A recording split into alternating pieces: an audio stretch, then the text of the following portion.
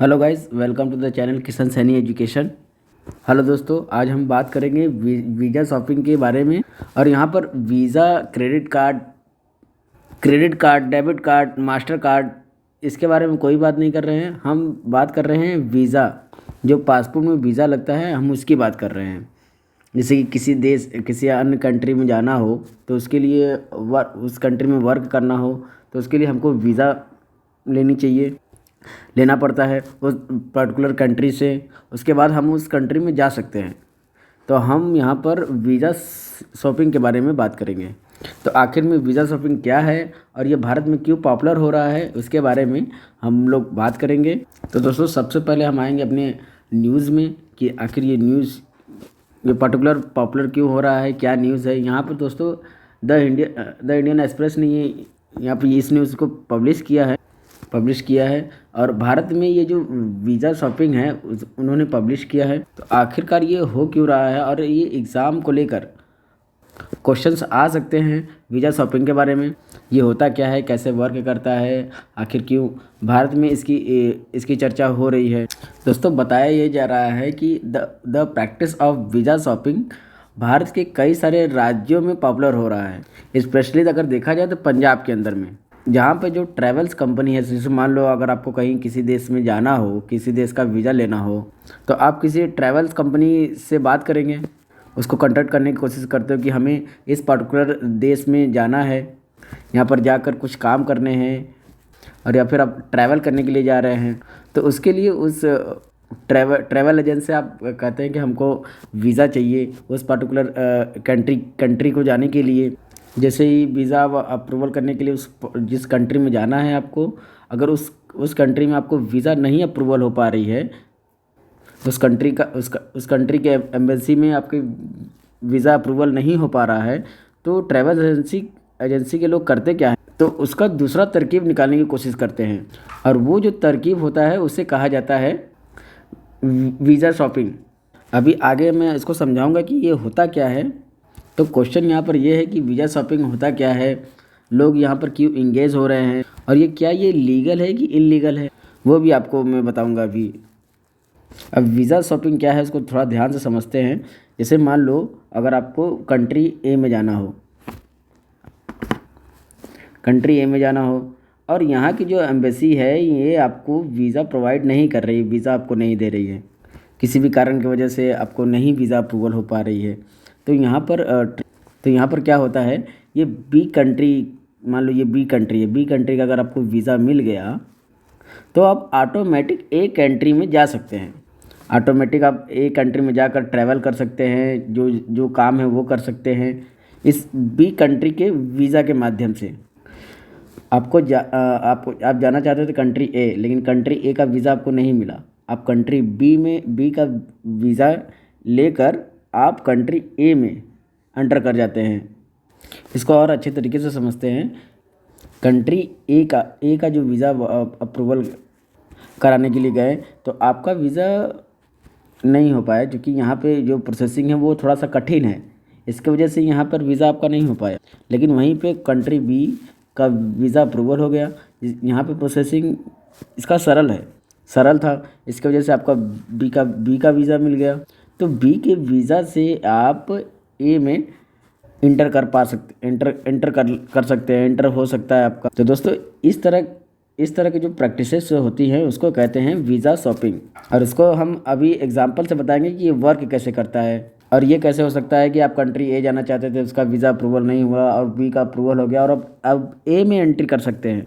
और इसी के साथ मैं दोस्तों एक और इंटरेस्टिंग चीज़ बताता हूँ। कई बार लोग क्या करते हैं कि कंट्री ए में उनको जाना हो या ना जाना हो, लेकिन कंट्री बी का वीज़ा ले लेते हैं। अब कंट्री बी का वीज़ा अप्रूवल हो गया, अब हो सकता है शायद आपको कंट्री बी का वीज़ा मिल जाए, फिर भी आपको कंट्री ए के अंदर में एंट्री ना मिले। ऐसा भी हो सकता है कि कंट्री बी का वीज़ा लिए और कंट्री ए में एंटर कर रहे हैं तो हमको मिल नहीं रहा है, हमको एंट्री नहीं करने दिया जा रहा है। लेकिन कई बार क्या होता है दोस्तों कि आपके पास कंट्री बी का वीज़ा था, आपके पास था, और आप कंट्री ए में जाना चाहते हैं, तो ए कंट्री आपको ये देखेगी कि आपके पास तो बी का वीज़ा है, तो इस बिहाफ पे आपको कंट्री ए की वीज़ा आपको प्रोवाइड कर सकती है। आपका तो दोस्तों ये वर्क कैसे करता है ये समझते हैं। देखो कोई जो जो वीज़ा पॉपुलर है वो है शेंजन वीज़ा। शेंजन वीज़ा यहाँ पर पॉपुलर है। शेंजन बेसिकली एक यूरोप के एक एरिया को कहा जा रहा है। जैसे कि आप देख सकते हो यहाँ पे 24 से ज़्यादा कंट्रीज़ आते हैं, जैसे Iceland, Norway, Sweden, Philips, Germany, Italy, France, Spain, बहुत सारे देश। आप ये देख रहे हो, आप इतने एरिया में जितने भी देश आ रहे हैं, तो इसे कहा जाता है शेंजन एरिया। मान लो आप एक देश का वीज़ा आप ले लेते हैं। मान लो आपको जर्मनी का वीज़ा लिया है और जर्मनी के माध्यम से आपने शेंजन का वीज़ा लिया है, तो अप्लाई किया होगा, तो वहाँ का आपका वीज़ा मिल गया। तो आप इस वीज़ा के माध्यम से आप फ्रांस घूम सकते हैं, इटली घूम सकते हैं, नॉर्वे घूम सकते हैं, स्वीडन घूम सकते हैं, स्पेन घूम सकते हैं। आप इस सभी देश के अंदर ट्रैवल कर सकते हो। और यह एक एग्रीमेंट लाया गया था यूरोपियन कंट्रीज़ के बीच में, जो कि आया था 1985 में। इस एग्रीमेंट को लाया गया था। इस एग्रीमेंट में क्या है कि जो मेंबर कंट्रीज़ है यूरोपियन कंट्रीज़ का, मान लो कोई जर्मनी का कोई व्यक्ति है, उसको उसको नॉर्वे भी जा सकता है, और पोलैंड भी जा सकता है, स्पेन भी जा सकता है, और फ्रांस भी जा सकता है। उसको बार बार वीज़ा अप्लाई करने की ज़रूरत नहीं है। अगर आपके पास किसी भी देश का पासपोर्ट है, इनमें से इन सारे देशों में से अगर आपके पास किसी भी देश का पासपोर्ट है, तो आप बिना वीज़ा के इस सारे कंट्री में ट्रैवल कर सकते हैं, घूम सकते हैं, काम कर सकते हैं, आप आराम से ट्रैवल कर सकते हैं। और इसको देखते हुए आगे चल के इसको देखते हुए भी एक वीज़ा का कंसेप्ट लाया गया। उस वीज़ा को शेंजन वीज़ा के नाम से लाया गया। अगर मान लो आप शेंजन वीज़ा ले लिया, जैसे कि आप भारत से बिलोंग करते हो, अगर आपके पासपोर्ट में शेंजन वीज़ा है, तो आप सारे कंट्री में आप ट्रैवल कर सकते हैं, घूम सकते हैं। जैसे कि मान लो अगर आप पोलैंड की एम्बेसी में गए, और आपको पता है कि यूरोप की कई सारी एम्बेसी भारत में हैं, लगभग ऑलमोस्ट सभी देशों की एम्बेसी भारत में है।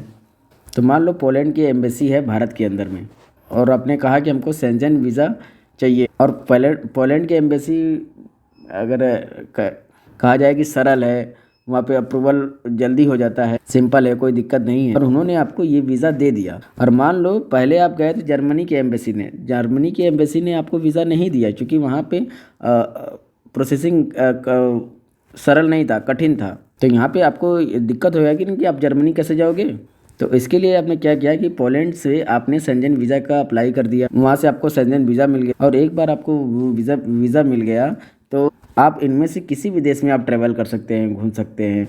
आप स्पेन भी जा सकते हैं, फ्रांस भी जा सकते हैं, जर्मनी में भी जा सकते हो, इटली में भी जा सकते हो, इधर नॉर्वे भी जा सकते हो। तो यही आपका सारा का सारा शेंजन वीज़ा है। आई होप कि आपको समझ में आ गया होगा कि शेंजन वीज़ा क्या है। और साथ ही साथ यहाँ पे 24 कंट्रीज़ है, जैसा कि आगे हमने आपको बताया। और वीज़ा शॉपिंग की अगर बात करें, तो सबसे ज़्यादा मांग जो होती है वीज़ा में सबसे ज़्यादा मांग जो होती है वो शेंजन वीज़ा की भी होती है। और ये वीज़ा यूनिक भी है, क्योंकि आपको एक वीज़ा ले लिए और आप अब यहाँ पर किसी भी कंट्री में आप एंटर कर सकते हैं, ट्रैवल कर सकते हैं। यहाँ पे आपको एक वीज़ा मिल जाए तो बाकी के देश आप को अप्लाई करने की आवश्यकता नहीं है। यहाँ पे दोस्तों एक और उदाहरण मैं आपको बताता हूँ कि मान लो अगर आपको जर्मनी जाना हो या फिर पोलैंड जाना हो, वहाँ पे आपको वीज़ा नहीं मिला, अप्रूवल नहीं हुआ, तो मान लो आपने यूएस का वीज़ा अप्लाई किया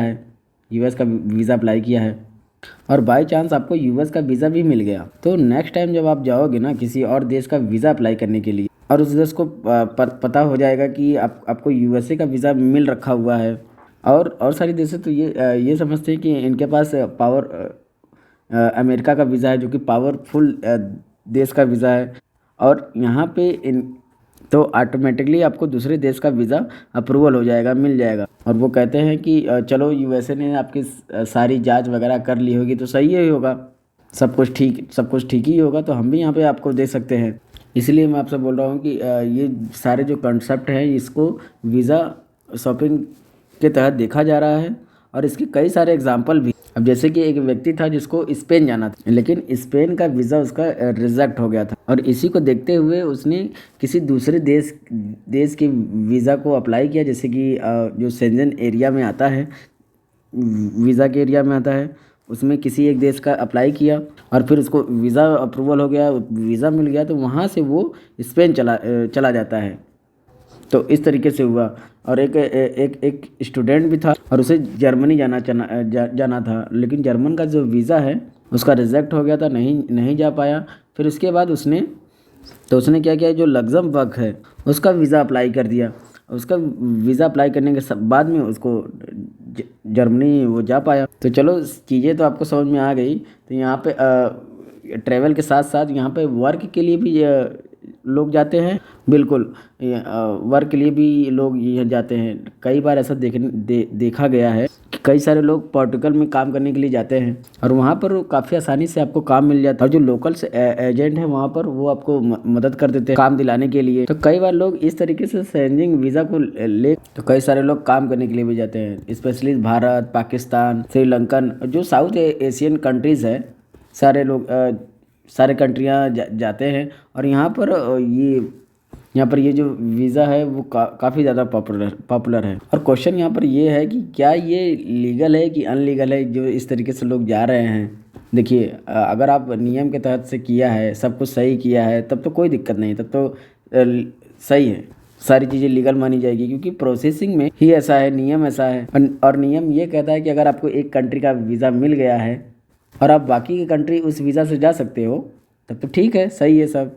लेकिन क्या हो रहा है कि धीरे धीरे इसका कंसर्न्स बढ़ता जा रहा है। इसकी खबरें सामने आई, जैसा कि हम आपको बता रहे हैं कि जर्मनी आपको मना कर देता है वीज़ा देने के लिए, तो आप किसी दूसरे देश का वीज़ा लेकर आप जर्मनी ट्रैवल कर रहे हैं। और ये रिसेंटली हुआ भी था मई के महीने में कि जो एस्टोनिया है उसकी जो एम्बेसी है नई दिल्ली में, भारत के अंदर में, उन्होंने वीज़ा शॉपिंग को लेकर आवाज़ उठाई थी और यहाँ पर वार्निंग भी दिया था कि अगर आप शेंजन वीज़ा लेकर आप एक से ज़्यादा कंट्री में ट्रेवल करते हैं यूरोप के अंदर में, तो आप दूसरे देश में भी जा रहे हो तो उसका भी वीज़ा आपको अप्लाई करना होगा विद मैक्सिमम स्टे। क्योंकि अगर आप ऐसा नहीं करते तो एक तरीके से आप यहाँ पर गलत काम करने की कोशिश कर रहे हो।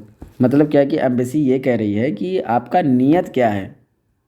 अगर एम्बेसी को पता चल गया कि आपने इसके पहले जर्मनी का वीज़ा अप्लाई किया था, लेकिन वो जर्मनी का वीज़ा आपको मिला नहीं, लेकिन आप किसी दूसरे देश का वीज़ा लेकर आप जर्मनी ट्रैवल कर रहे हैं, अगर इन देशों को अगर आपको ये चीज़ अगर उन देशों को आपका ये चीज़ पता चल जाता है तो आप यहाँ पर प्रॉब्लम में आ सकते हैं। और यहाँ पे ये कहना है कि आपको उस देश से बाहर भेज सकते हैं, आपको भारत वापस भेजा जा सकता है। इनफैक्ट यहाँ पर ये बहुत कई बार ये देखने को मिला है कि आपको, मान लीजिए आपने जर्मनी का वीज़ा अप्लाई किया था, आपको नहीं मिला, और आपने क्या किया कि पोलैंड का वीज़ा ले लिया। लेकिन आप दिल्ली से ट्रैवल कर रहे हो, आप दिल्ली से डायरेक्टली जर्मनी जा रहे हो, लेकिन आपने किसका वीज़ा लिया, आपने पोलैंड का वीज़ा लिया, लेकिन आप जा रहे हो जर्मनी।